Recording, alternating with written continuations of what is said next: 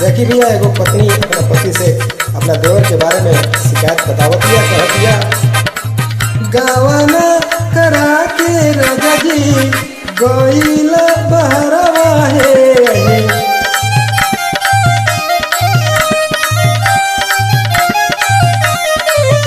गावना करा के राजा जी गईल बहरवा है। चढ़ली जवानी नसल चाहता देवरवा है।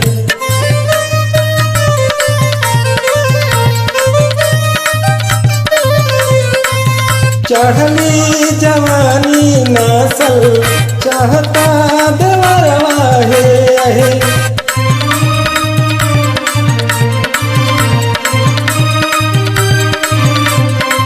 देखी भैया बहुत ही अच्छा भोजपुरी सॉन्ग बा सिंगार रस में। पत्नी अपना पति से अपने देवर की शिकायत कर दिया तो हमारा के छोड़ के चल गया। अब देवर हमारा के बड़ी पसंद करता, काका हमारे बारे में कहता, हम के फोन के माध्यम से कहता नहीं। कहतिया रतिया अपना पति से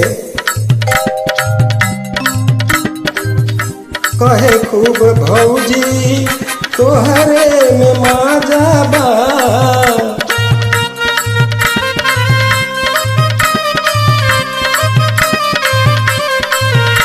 दिलवा दिमाग अब तोहरे लता जाबा।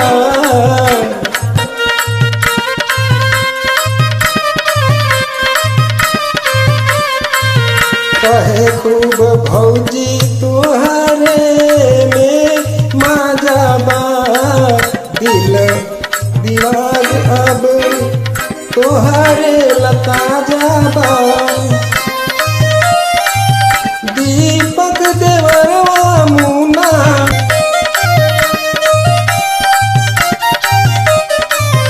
संतोष गिरी गा के सुनावेल गाना है।